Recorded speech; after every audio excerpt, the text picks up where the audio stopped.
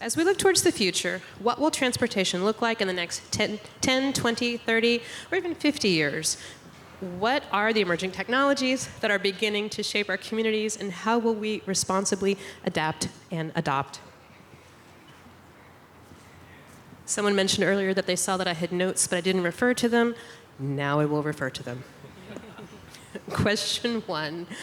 A hot topic in the transportation community these days is the deployment of autonomous vehicles in cities, whether through pilot programs or through full rollouts. Additionally, the use of technologies to create smart corridors has become more common. Can each of you speak to your observations or experiences related to autonomous vehicle deployment or smart corridors? Who's going first? Oop. I can go ahead and kick things off. Oh, your mic isn't working. All right, is the mic on? No. Can y'all hear? Maybe you could go Yeah. here. Flipped up there. So the next panel will be the future of microphones. Well, I mean, I can go first. You know, talking from a technology perspective, being from Intel, I can tell you that Intel has been involved in autonomous connected vehicles technology. Actually, if you guys have read the news, last year we had a company called Mobileye that we spun off. What they do right now is advanced driver assistance systems. That's their key technology that they have on connected vehicles. And right now, Intel is basically doing the technology that goes inside, the ingredients that go into connected vehicles and autonomous vehicles. As far as advancements in autonomous vehicles, you know, I think there's been a hype about autonomous vehicles coming up too soon, right? You know, I remember Elon Musk talking about having a fully autonomous car in 2014, but that never materialized. The challenges in autonomous vehicles, you know, the ones that you can basically drive with no steering wheels, with no pedals, is it really requires AI that will be the same as the way humans perceive things around you. And I don't think at this point we have that technology where AI is equivalent to human perception. There's too many variables out there that will allow, you know, an autonomous car, fully autonomous car, to be out there driving by itself. Right now, I know a lot of companies that use Intel ingredients are focusing on level 2.5 to 3, which is basically not fully autonomous. But if you look at the autonomous vehicle levels, level 5 is where everyone is trying to look at. But a lot of analysts are saying that autonomous vehicles at that level 5 may be ready in 2050. So right now there's a lot of efforts being focused on 2.3, 2.5, and 3, where you'll have a certain level of autonomous car, but of course with human intervention. There's a lot of technology that needs to go in there that at this moment it's not ready for fully autonomous cars. And also deploying those cars in the city, there's a huge amount of challenges, regulation, user perception, and safety. Those are things that we need to consider. And then just kind of building off of that, something that we've seen in the Texas Innovation Alliance, Heather had talked about kind of the outgrowth and the aftermath of this US DOT Smart City Challenge. We had an opportunity to work with the city and then work with TxDOT, and we've been able to help jumpstart 10 different smart city teams across the state. And so there's quite a few different major metropolitan areas, including Houston and San Antonio, but there's a number of others as well who have been trying to figure out what's happening in this autonomous vehicle space. And to your point about the hype cycle, I think maybe 5, even 10 years ago, we were going to see robo-taxis on all of our streets tomorrow. And I would say that the industry and public agencies have really taken a step back to kind of evaluate what's the reality, and let's do a reality check on this technology. So just a couple of examples that we've seen in terms of an approach that's worked really well from the public agency side. The city of Arlington, they started off with a low-speed circulator in their entertainment district, and so they gained some really good experience. How do you operate the technology? How does the vehicle work in our Texas hot weather? What are some of the things that are going to trigger the sensors, whether it's people jumping in front of the vehicles or maybe just the wind kicking up leaves? And so they took a lot of those lessons learned with their low-speed shuttle circulator and then transferred those. They now have a partnership with Via, which is a company that does on-demand transit, as well as May Mobility, which interfaces with their Via system. So you can now call and hail an on-demand autonomous vehicle ride. And so what we've seen is, on the public agency side, that incremental approach is something that's worked really well. And Houston is another that's done a great example with that. So I want to talk about one example. So I know that Metro, our partner, has been working on a shuttle at Texas Southern University. And one little fun fact that we learned is part of the reason why the students liked using it is because they could charge their phone, even though it was faster to walk. But to take this in a completely different realm for this conversation is the technology is only as good as the values that are underpinning it.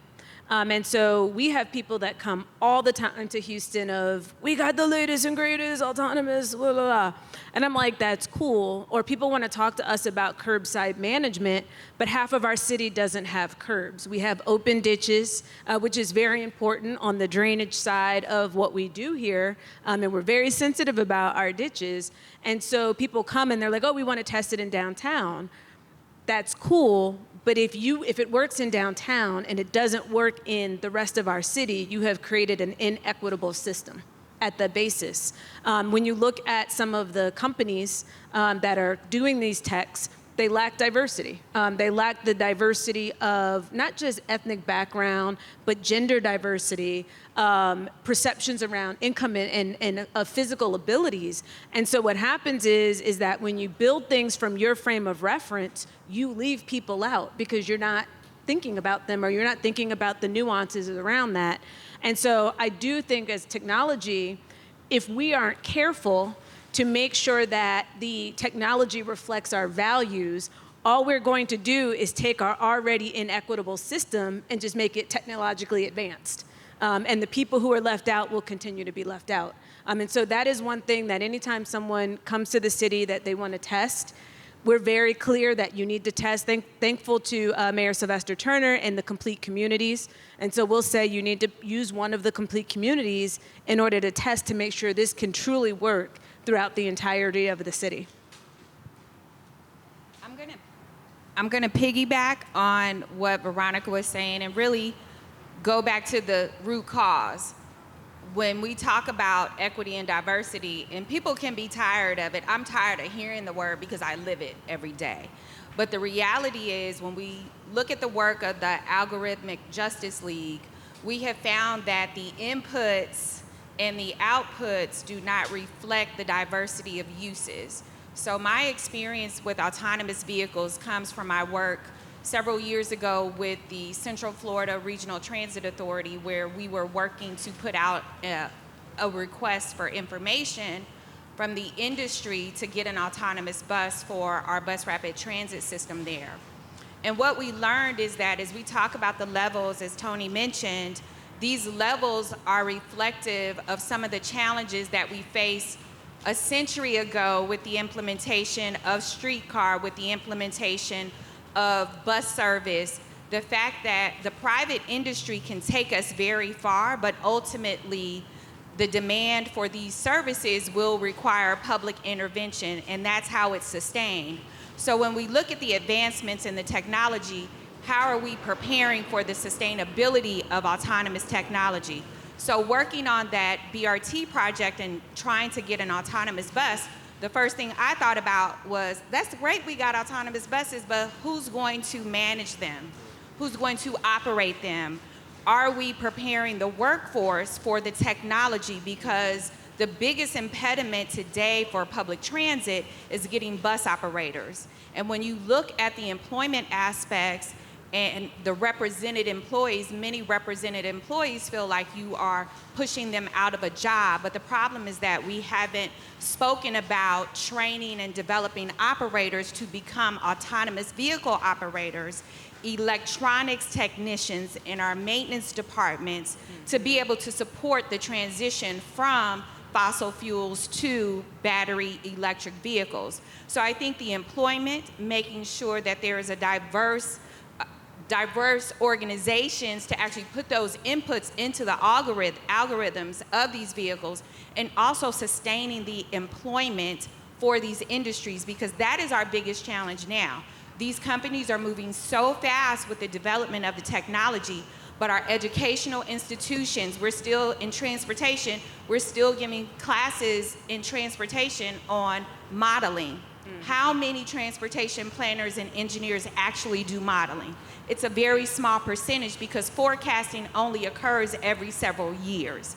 But we haven't aligned our curriculum, our employment training programs to prepare the workforce for autonomous technology. Thank you. Thank you all. Next question. It has been said that data is the key to digital transformation.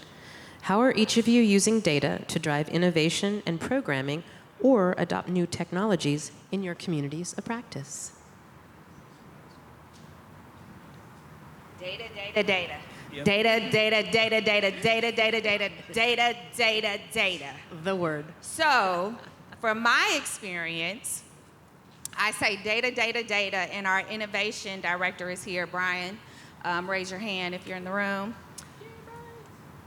We want to be a data-informed department.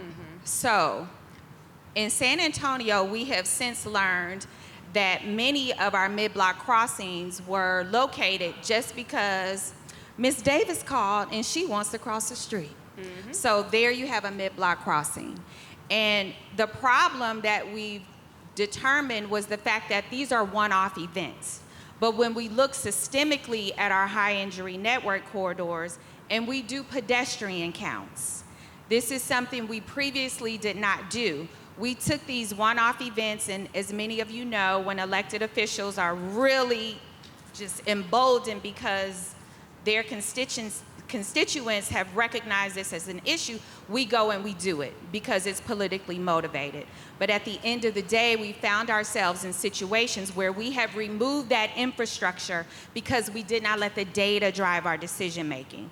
And so I encourage people to stand by their data. It may not be politically efficient or convenient. You might lose your job, but at the end of the day, that sucks. Yeah. But Big facts. you know, you got to live with yourself, and you have to have integrity, because the transportation landscape is changing every day. Innovation is changing every second. And we have to be able to go back 20 years from now and understand that that decision was foundationally based on the data that informed it, and not who was in office. And I might lose my job, but it was good meeting y'all. It's okay. You can come work. You come to Houston. We'll hire you. So I'm going to have a moment of transparency. Can I be vulnerable? Yes? Yes? Okay. So yes, we use data. My moment of vulnerability is we actually don't have good information on our assets. I know I have, 3,500 traffic signals. I generally think we know where they are. Couldn't tell you when they were installed. Couldn't tell you where the traffic cabinets are. We know where our storm sewers are supposed to be. If they're actually there, we find out when we dig up the road. Same thing on the water side. You know, I joke all the time. I bust Houston Water's pipes. Our crews bust them daily because we just don't know where they are. And so I think that a lot of cities really struggle. We try to make good decisions, but we don't actually have the data that we need. We don't know where our assets are, and especially as you're talking about technology and autonomous vehicles, I don't know that my traffic signal is even built to withstand the weight of anything that needs to go on it. You know, we put on a sign and we're just like, ooh, I hope it stays up.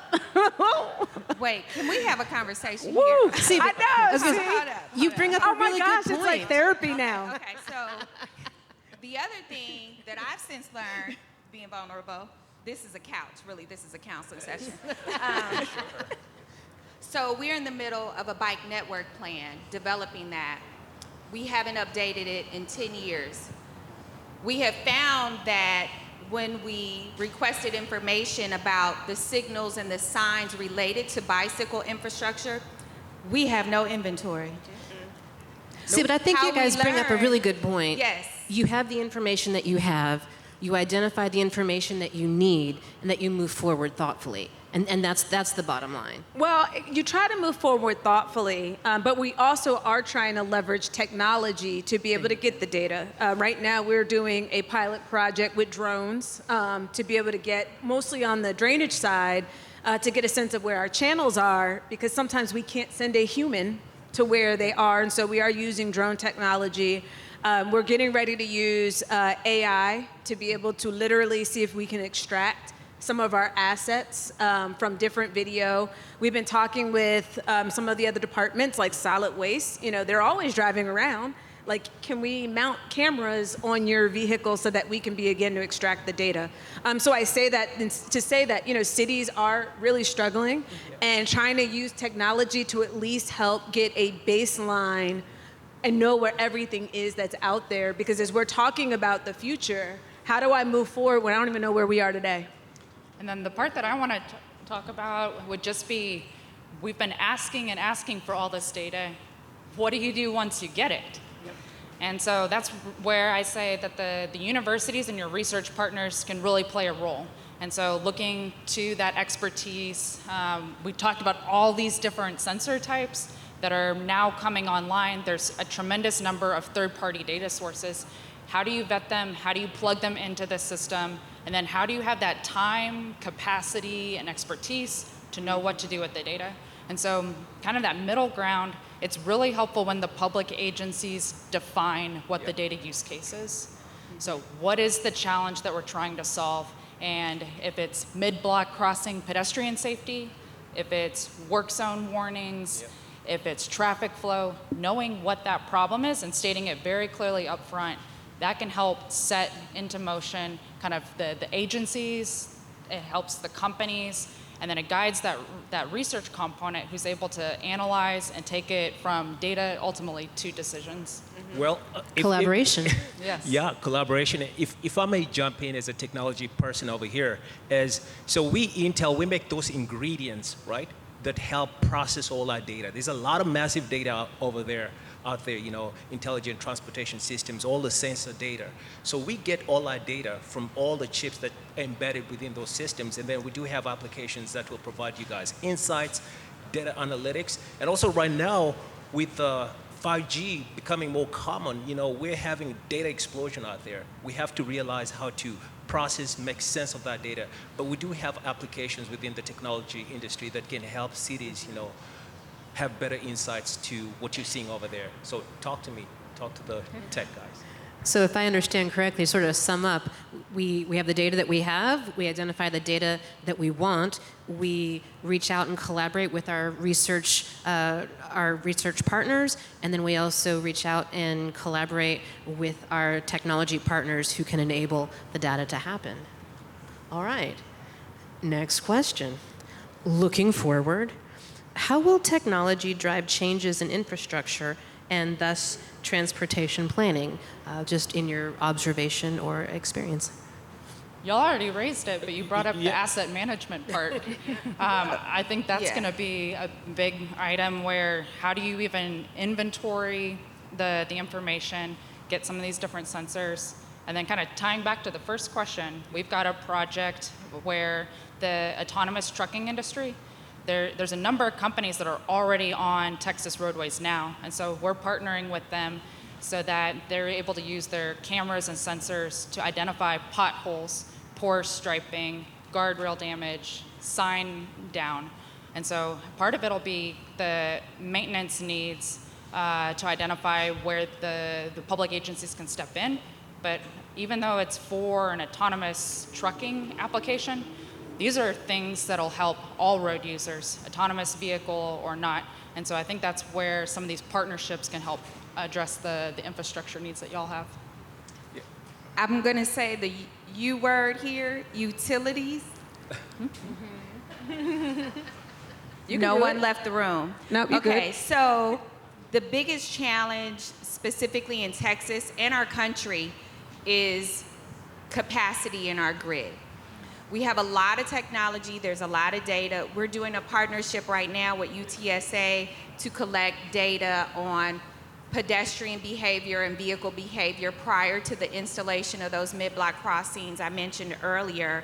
And we're building these partnerships and collaborating. But when we look at the future, our capacity in our grid is going to be the most critical aspect of us being able to stay relevant, to meet the needs and the demands of the technology and the innovation that is coming, whether we like it or not. Yep. And I think what it's going to do, if our grid capacity is not addressed in the next decade in a sustainable way with sustainable funding sources and oversight and accountability, we will be left behind, and we will basically be leaving billions of dollars of federal funding on the table for our state if we don't figure that out. So when we talk about the future of transportation planning and infrastructure, we need to talk about our electricity infrastructure and the ability for it to handle 5G for transit signal priority, to handle the capacity on the grid for the electric vehicle charging stations that are going to blanket the country and blanket our state. That is something that is critically essential for everything that we do with innovation in transportation in the 21st century and beyond. So I'm really into sci-fi. I'm like a complete sci-fi nerd. And so I remember growing up, there was the movie Maximum Overdrive. Does anybody remember that? Was it Christian Slater or Emilio Estevez? One of them. I don't think I've watched Anyway, so if you haven't seen it, really great B horror movie. But I think that it gets to one of the pieces as we talk about the future, and we have not really focused on the cybersecurity side of this technology. I think that we as transportation, we're so focused on moving people that we don't think about our traffic signals as a computer. And you know, as we build these systems, and I can tell you the attacks on our utility grid, the attacks on our computer infrastructure, it is constant. And you know, we have not just our signals, we have our stormwater pumps. I know that everything that is happening on the drinking water, wastewater side. And so we really have to have a focus on that cybersecurity side of it. Otherwise, we end up in maximum overdrive. Granted, it was aliens, but you get the point.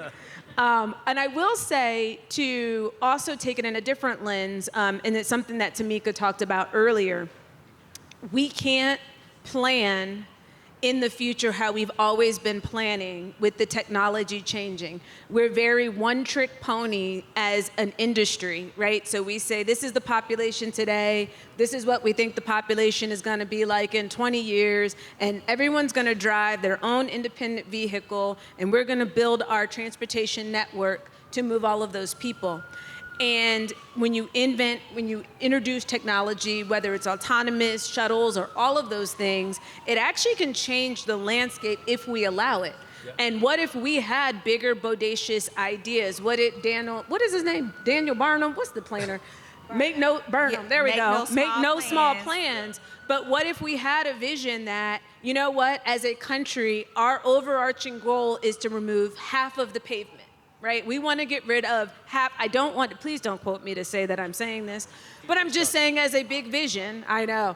But as a big vision, what if we set a goal that, you know, in 20 years from now, our goal is to reduce half of the pavement. It would reduce our maintenance costs.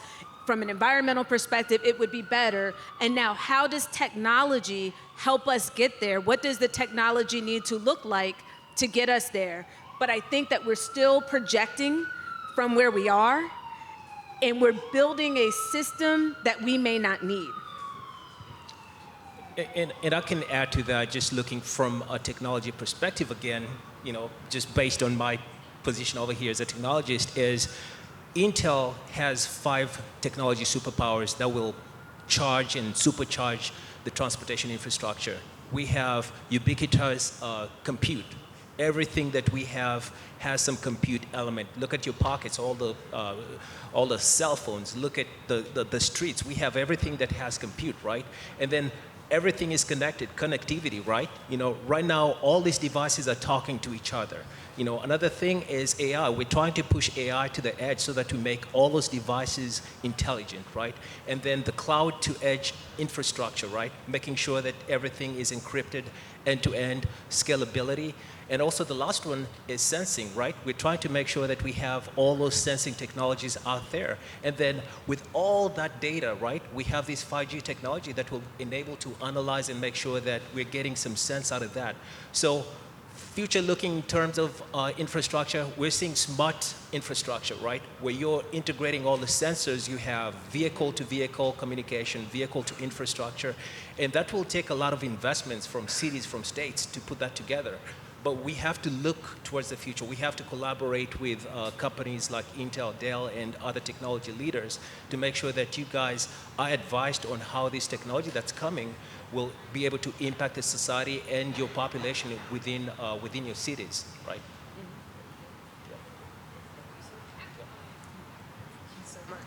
You broke the microphone. I broke the microphone.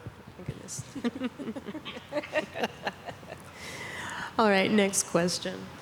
In your observation and experience, what is the key to responsibly adapting to and adopting new technologies?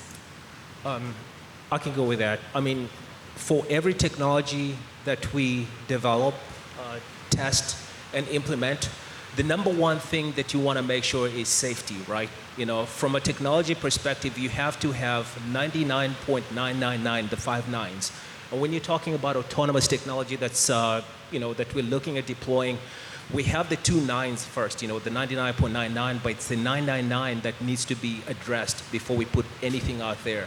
Another key thing that we're looking at when we're deploying technology out there is equity. Is this something that can be used by everyone and not isolate certain populations when it's being utilized?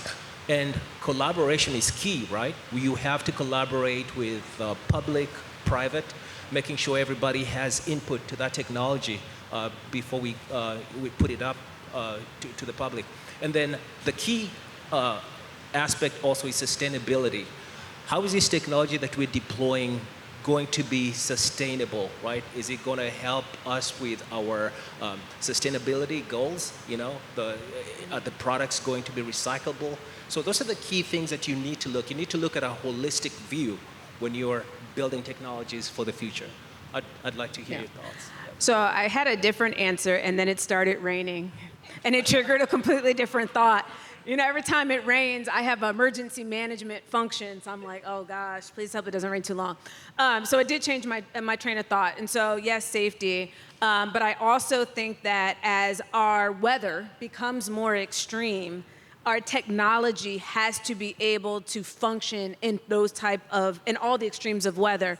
One of the things we're doing now is we're having to upgrade the communication systems on all of our traffic lights because it can't handle the extreme weather. No one thought that Houston was going to have negative 20 degree weather. And here we are, 2 winters back to back. And then we're having extreme heat. And so I think that is a major need for technology as it continues to advance. And I think we're seeing it all around the country. The fact that you have California, where was it? It never rains in Southern California. And they just can't get it to stop. And so I think as our weather and our climate continues to change, our technology is going to have to be a lot more diverse and to be able to function in different types of environments. And then kind of putting those two things together, I think the collaboration piece is so critical. So for a single city, you don't have to be an expert in everything. The forums such as this and others, it's possible for San Antonio to pick up what Austin's doing, what Houston's doing, and just learn from each other. Mm-hmm. And so I think having a portfolio and keeping an eye on what are the technologies that are out there, taking a look at what is important for local needs, but then really sharing and learning the lessons learned is really important. We get calls all the time about, okay, I'm trying to come up with a climate action plan. Who do I need to talk to? And so we've directed them to various cities, and that San Antonio, y'all have won that Safe Streets and Roads for All. And I think the lessons learned that you're able to then share out and talk about to others who are gearing up now for that second round of funding is critical. I talked about the city of Arlington's autonomous vehicle pilot program. And when Houston started, the first thing they did was call up Arlington and try to understand how did it work, what didn't, what are the things that we need to be thinking about as we go forward. And so I think that the partnerships and the collaborations are just so critical so that when you're going through these things and trying to anticipate what's going to be next, you're not alone. You've got a network and a support system who's able to help really raise all boats up. I think the panelists have covered everything, and by show of hands, how many of you are from the finance department? Thank you, Jesus. What's your name? This young woman deserves a prize. Everything that we said cannot occur without funding. And the other thing that's critically important to the future of innovation, infrastructure, and the future of transportation is having 21st century guidance and policies. We have AASHTO, we have all of our organizations that are foundationally based in the 20th century. The guidance is based on when Skip was a puppet and the puppet did this. We need guidance to keep up, and we need funding, and we need more finance directors and team members who are a part of the innovation and the transportation conversations. So when we request to purchase $1 million LiDAR technology, it's not questioned or it's not put off because it's going to hit the budget really hard in 1 year, or if it's a software application and our finance directors or analysts don't really understand the nature of technology and such that these subscriptions can be expensive and they cost more than the maintenance of something else that you're currently using. I see those as the biggest impediments to us implementing technology faster and also being able to sustain the technology. If you buy a software but you don't buy the modules, or you don't buy the next version after 4 years and you expect to get quality data, that's a problem, Houston. Houston. My bad. Well, I would say, how we get in this? Yes. How I get in this? Yes, that's what I'm saying. And can we throw procurement in there too? Wait a minute. Oh, did I say the quiet part out loud? You mentioned cybersecurity. You need to put third-party authentication requirements with your subcontractors. If they using DOS mainframe systems from 1972, and they're just being renewed and you're not doing any type of assessment of whether or not that original contract that you piggybacked on is still fair and reasonable and the technology is current, problematic. Procurement, policy, statutes, many of these things in finance are antithetical to the technology that we need and want to acquire in the future to sustain our network, our transportation network. And that's why we come in as technology partners, right? You better come on in here. Right? Come on in here. Listen, Tony trying to get this sale, okay? So I'm telling you, technology. I'm broke. Is I don't have any money, Tony. So fast. I mean, you'll need that partnership, right? You know, you cannot go by yourself. You know, figuring out how technology is moving. You know, it's moving so fast that sometimes we spin our heads understanding what's going to be next. And we're at the core of that technology. So that partnership really needs to work, right? When you guys have questions about how to deploy a use case, what technology goes underneath that use case, that's why you have partners in the private sectors like Intel, like Dell, who can advise you. And then on the government side, if somebody else can pay for it, even better. Oh, amen. So there's a few different models where and across the state, North Central Texas Council of Government, they procured Blinksy, and then they currently have done an RFP with 5 different work zone warning providers. And so what they've done as an MPO for their region is say that we can take on that responsibility because we recognize that it's not just going to benefit one city, but it's really going to benefit the region.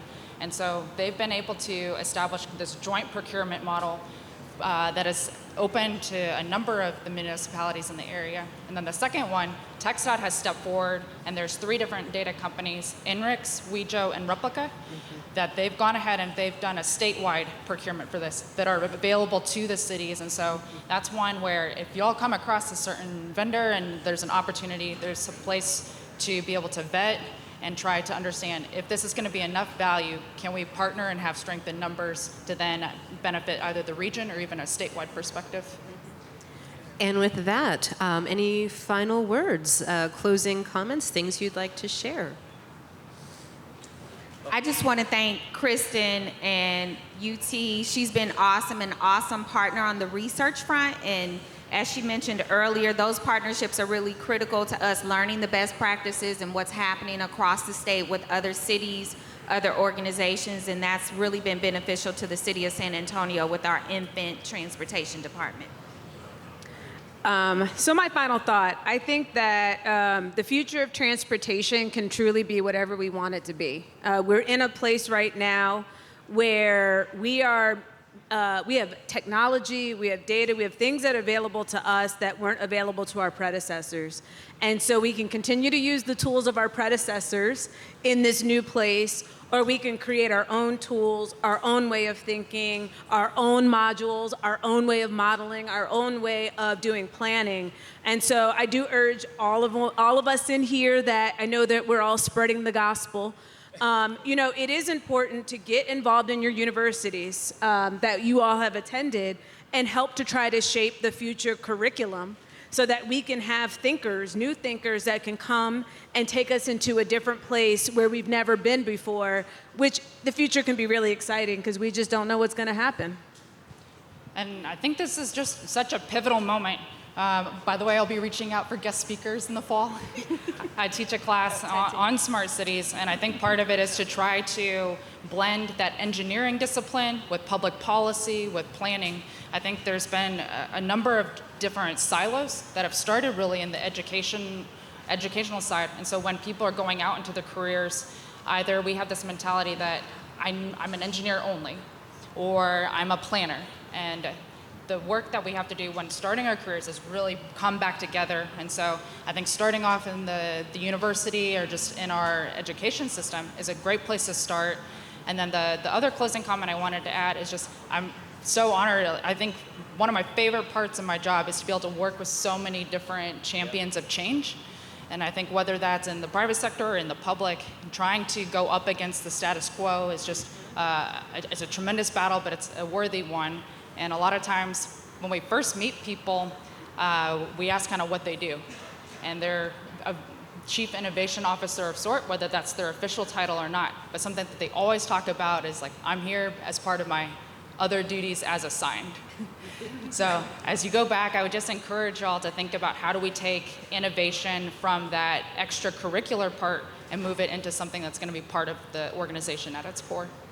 Well, I can add, you say the future of transportation is whatever we want it to be, but I can tell you at this moment in time, the future of transportation is great.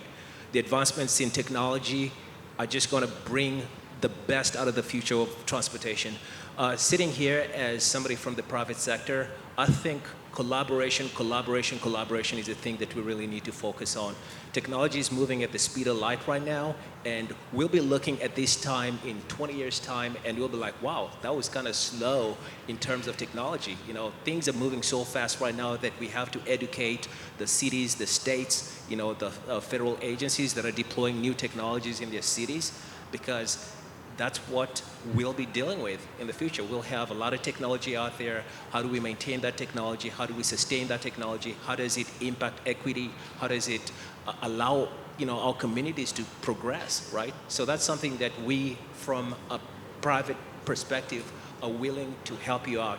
And within Intel, we have an Intel Partnership Alliance where we can have partners go in and see the trainings that we have on new technology and how we can help each other to partner up. And also there's also these NOFOs that the federal government puts on, that are tied to smart technologies, that some of the technologies or some of the projects in your cities will require technology aspects, right? And those are the things that you look at and then ping companies like Intel and others in the technology industry to help you out.